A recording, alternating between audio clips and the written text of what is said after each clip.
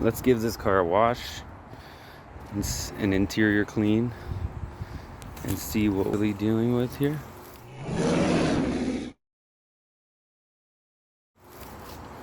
Besides that, we'll get that trunk fixed. Let's see if the before and after looks any different.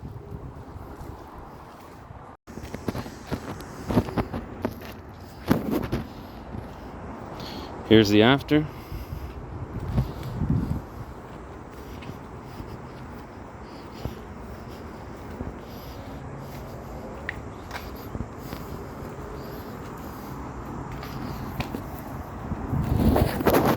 So here's our biggest problem. So here's what our vehicle looks like.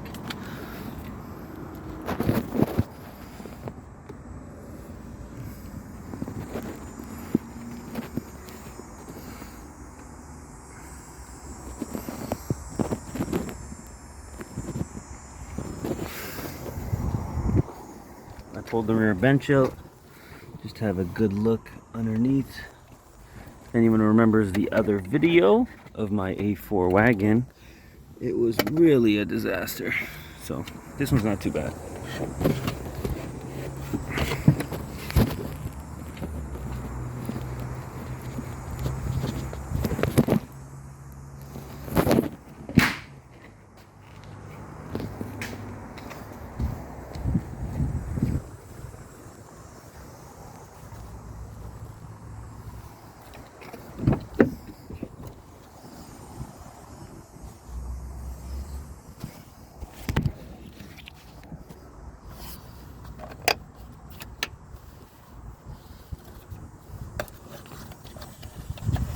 All right.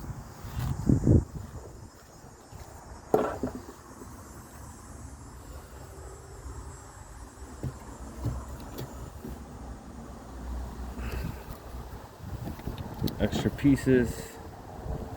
So let's see what it can look like. All right, guys. So here's the finished product, as good as time would allow.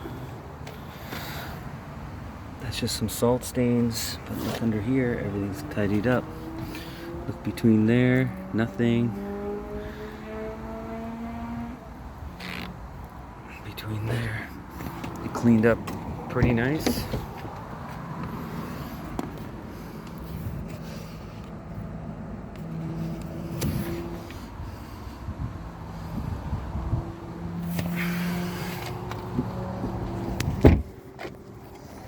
So the next step is we're going to bring it in the garage and we are going to inspect the actual mechanical parts of this vehicle.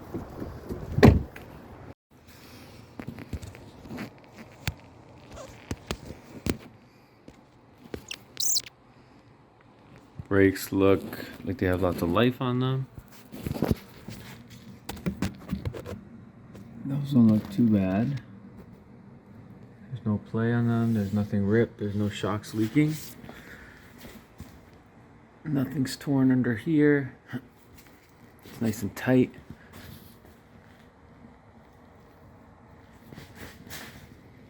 That bushing's not torn. That one's not torn. Nothing's torn here. Nothing's loose. Same idea. The rotors have seen better days.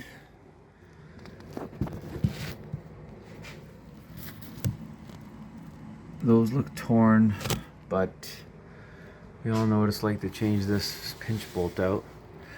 Alright, go to the back. Same idea, the rotors have seen better days. The pads, lots of life on it. Shocks look good on this side. Diff is dry. This shock looks like it leaks. So one shock leaking. Same thing, the brakes look like they've seen better days. Pads have lost lots of life on it. We got a little bit of rust here. Like I said, there's no point in saving this car. But it could be a great winter beater. I don't know, guys. What do you think? Let me know in the comments, what do you think about this free car? We got a kind of an oily return pipe from the turbo, or is it leaking coming down? I'm not 100% sure. The oil pan could use some cleanup, so maybe I'll clean this up, paint it, and then replace the O-rings on the return and the feeder for the turbo, because that's what it looks like it's leaking. It looks like, let's see in here, I don't see anything else leaking in here. Yeah, that's what I see leaking, is these lines. But if you look at the front cover, definitely looks like it's been leaking or leaking from the top. So we always got to start at the top. AC's here.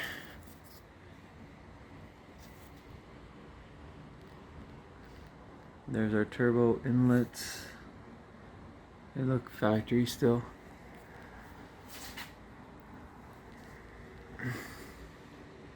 There's our intercooler.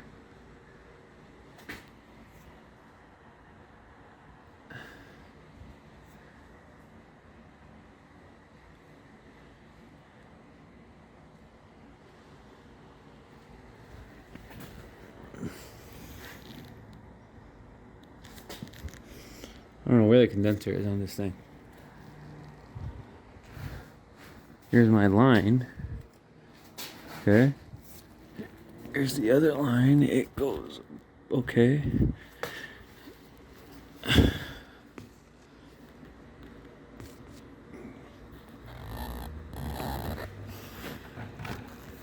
Remember, we just washed the car. And anyways, that's an overview on the car. Tires have so much meat on it. Alright guys, so everything on this car is going to be fixed on the cheap. So the way this works is it just slides back and it's out. So obviously there's some broken tabs there.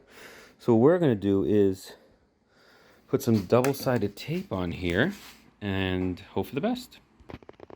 Get it nice and glued on there and then pull your seals back. So you can see the glue now. So you can see those little locking tabs there. Well, they're gonna fit on down there. Slide it over. Okay. Now we're gonna do this. Okay. So what we want to do is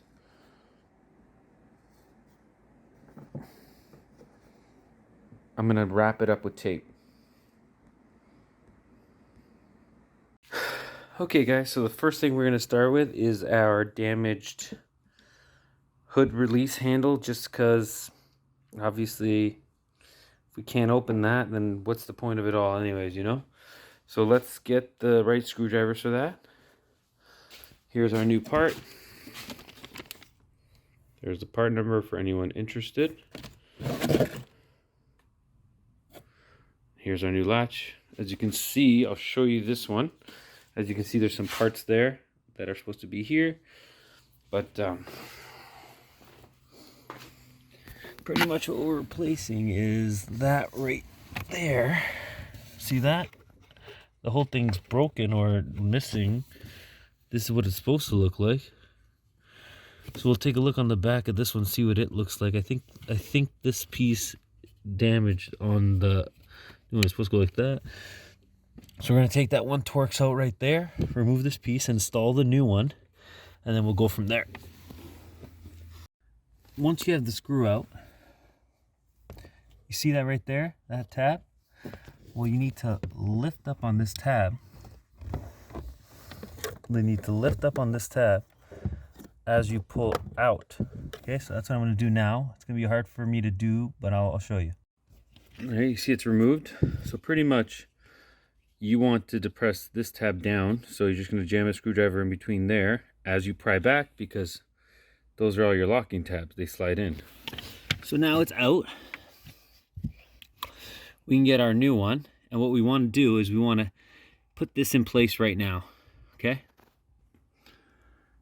Okay, so you slide it, it's like just like a bicycle brake.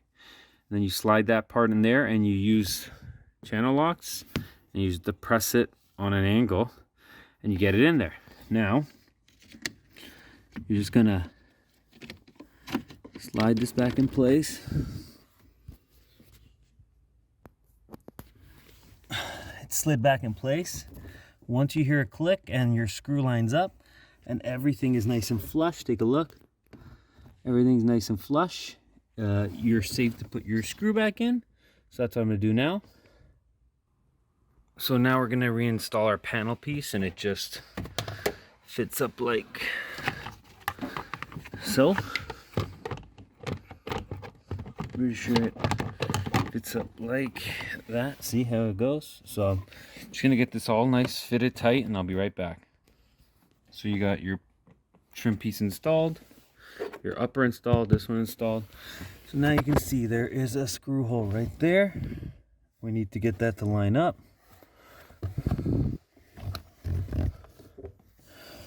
So that's our only goal right now, is just getting that hole lined up. So here's everything installed. Let's test the hood. Okay, so closed.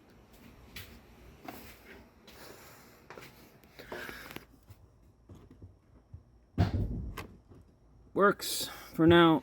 As long as it works, that's all that matters. This is a cheap fix car. Remember that. You know, we did diagnose that there was faulty spark plugs. We cleaned them up. We proved that that repaired the vehicle. So now we actually have brand new spark plugs. We're going to put them in. So we're going to do it before. We're going to cheat a bit and not actually pull out these plugs. I know you're not supposed to do that, but everything on this car is supposed to be done on the cheap, even labor. Okay, so there, like all these connectors are broken, every single one, and it's probably from this thing having coils done, spark plugs done so many times. Connectors broken on this car. 2, 4.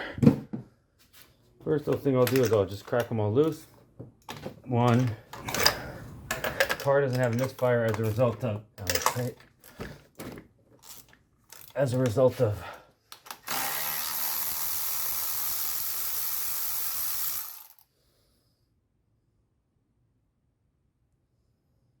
looks like shit.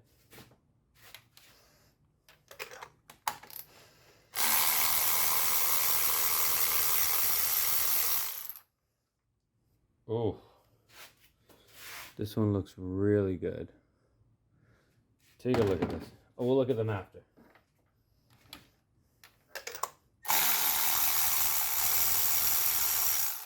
Pretty sure this is the one I cleaned. Yep, looks like shit still.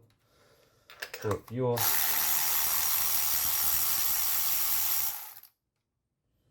Full of fuel. Okay, I'll show you really up close. Take a look at those plugs. Look at that. How is that car gonna run? Alright, so now we're gonna pop the new ones in. So it's 22 foot-pounds, just like every other Audi. Okay, so we got 22 foot-pounds on there.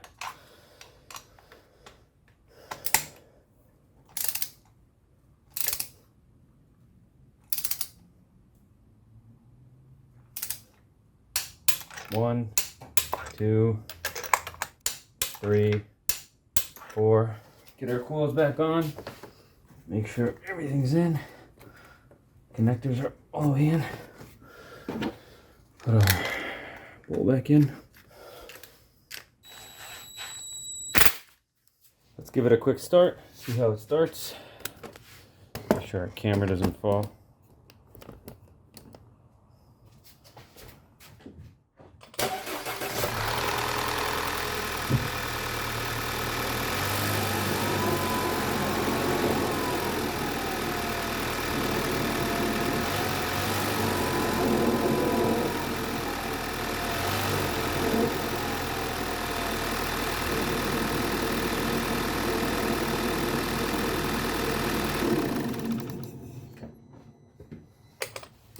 Okay. So it starts nice. So let's change the oil out. And we're gonna let it drain overnight. Get everything out of it. So I'm gonna lift the car up and we're gonna drain the oil. Okay, so we're gonna get rid of the oil filter. I'm sure this filter hasn't come off since 2018. So keep that in mind. Okay. Okay, beautiful.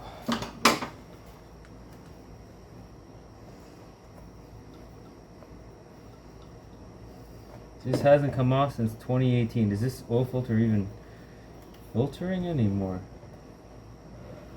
There it is. Well, it smells like fuel, obviously. Okay, we're gonna wipe that up. So we don't need to keep the cap like that. We can just keep the cap sitting on top. It just helps draining.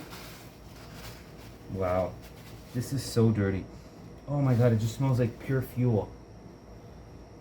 I might dump some.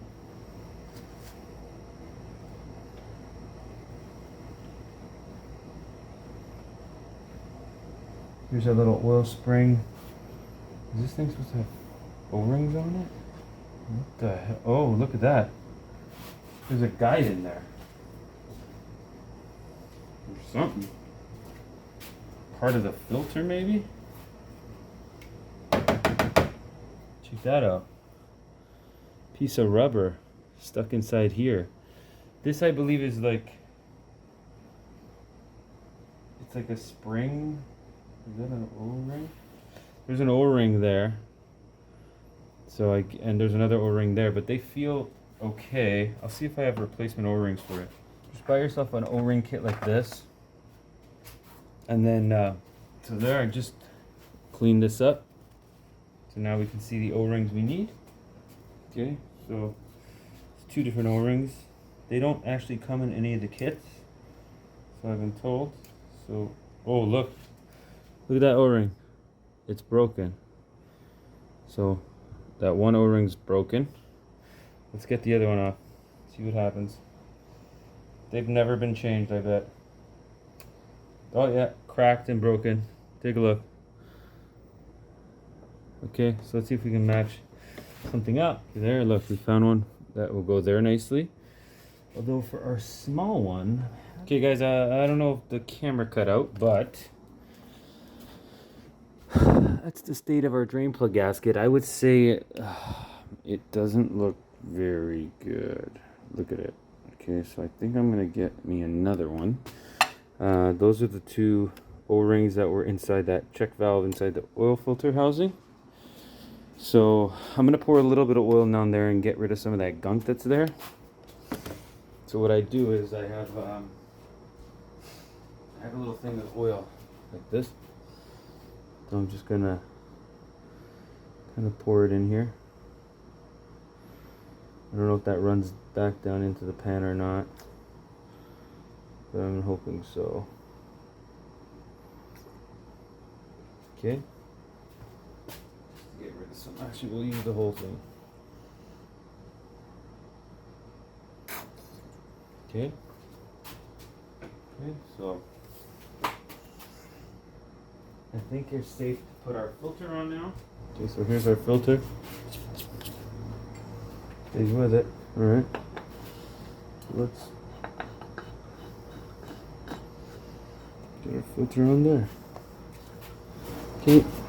So we're just gonna glue it in tight. Okay. So all we got left now to do is we're gonna clean this up. Okay, so everything's done on the oil filter. It's changed. Oil is in it. New drain plug gasket. I painted the oil pan. I'll show you that in a second. But first, we got to get rid of this dirty, disgusting coolant. So, how should I start with this? I think I'm going to, number one, disconnect this, dump all the coolant in here, and then remove the lower rad hose, maybe the upper. probably the lower rad hose, and just get all the coolant out of the system and just replace it with the proper coolant, because that ain't it. Okay, so let's do that now. So once you remove that clip using a pick, just from the top there, I removed it right from there. So next step, you're just going to pull the hose off. So I use the pry bar just on the edge of the hose just to get it moving. Okay, and then you just get your hand in here.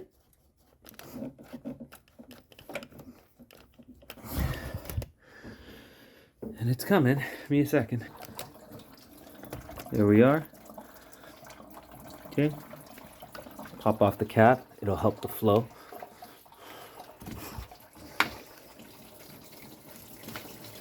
See how much faster it's pouring? Yeah. Make sure you're collecting it all. Pretty sure I'm right. Perfect spot.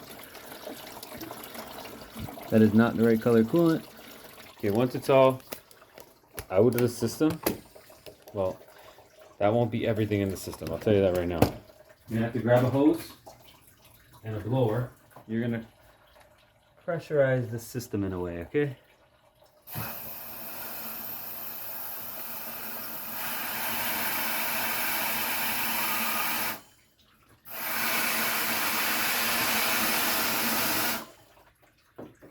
And here it's still leaking. What we want to do is, the reason we do that, this gets rid of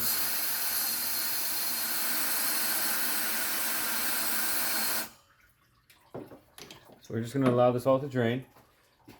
Once it's done draining, we'll fill it with the correct fluid and bleed the cooling system. You can hear it, it's still coming out.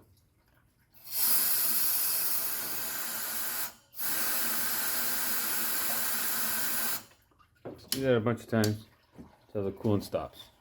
I would say the system's as empty as it's going to get, so we're going to reattach this clip down on the hose. So you can put the hose on back first and then clip this, but this kind of tells you that it's clipping in properly. So that's what I'm going to do right now. It's kind of hard to show you, but you pretty much just put this back over the pipe. If you look down in there, pretty much right there, you put the clip back over on the top like so, and then you're going to just push the pipe back into the radiator, and you should hear a click. As you can see, I pushed the pipe up just to do that, and now we're going to reinstall it. Okay, so if you take a look down at the bottom, you'll see that the clip is fully seated, and that's how you can tell it's past the ridge. And the clip clips. As you're pushing it into here, click. It takes force. It's easier from behind, from underneath. So just keep that in mind. And now we just have to fill it up with the correct coolant. You can't use aftermarket. It has to be the correct, only for Porsche, Audi, Volkswagen. Obviously, it's the only one that's good for this car. That's what it should look like. This one's pre-mixed.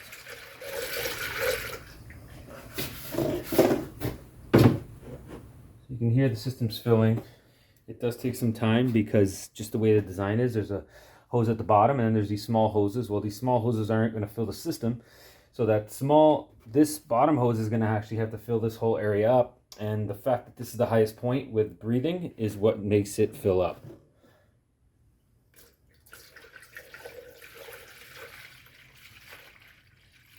So just put it at max. Now you gotta just wait. Nothing more you could do. You can hear it filling slowly. So you can like squeeze some of the hoses. That also helps. It helps move the air around.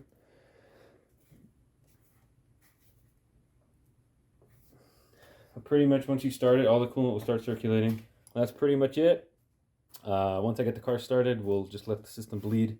And I'll show you how once the thermostat opens, this will drop down. It'll fill more of the voids in the system. Because right now, probably the radiator's completely drained. All the hoses are drained. There might have been some coolant still left in the block. But we're hoping to see this color coolant throughout, or else we'll have to drain more of it and fill. As you can see, no more vibration from the engine. My hand's just laying there nice and steady. Pretty good. Usually at idle, the carbon buildup is what causes the idle to be a little rough. Okay, now we just gotta watch the coolant. And like I said, make sure we don't have any leaks.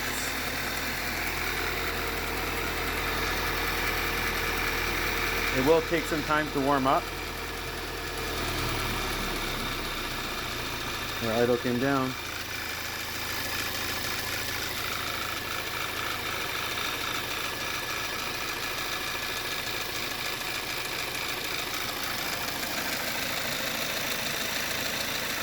The belt's looking bad, but we got a new belt to put on. We're doing a little bit at a time. So give this a minute. As you can see, it's been running for a little while. I've been in the car revving it up. And as you can see, I've topped up the coolant 2 times already. So let's put some more in there.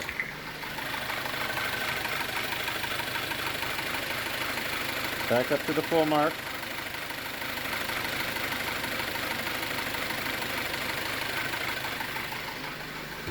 Okay. So what we're waiting for is the fans to cycle, which tells us that the thermostat has opened. And what I keep doing is I keep checking these hoses.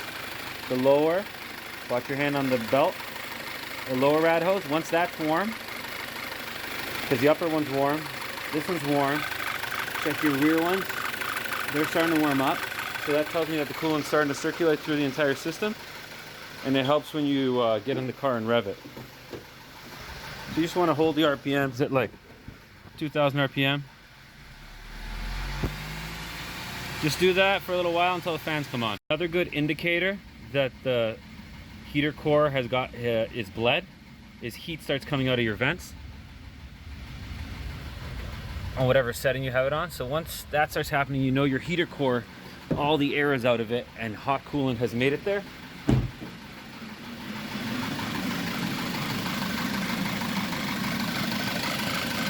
So when that fan kicks on, we'll know we're good. But pretty much at this point, I'm confident to say upper rad hose, the lower rad hose is not hot yet. So it's still not 100% there yet. But we're almost there. We're gonna need more coolant.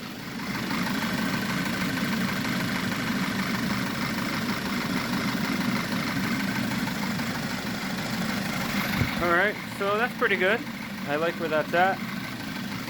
Once that kicks on, we're good. So it's hot in here now, you could feel the heat. So as you can see, that upper hose is almost like bleeds off coolant from the back of the vehicle, right? So you know the coolant is circulating and you see how there's some bubbles? That means there's some bubbles sometime.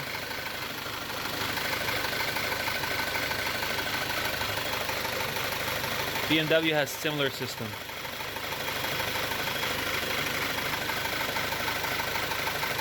I'm pretty confident the air is almost all out of this car, but it's not there yet.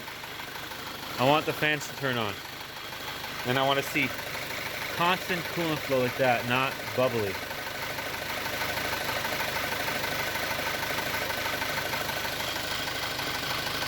When we see that, we know we'll be ready.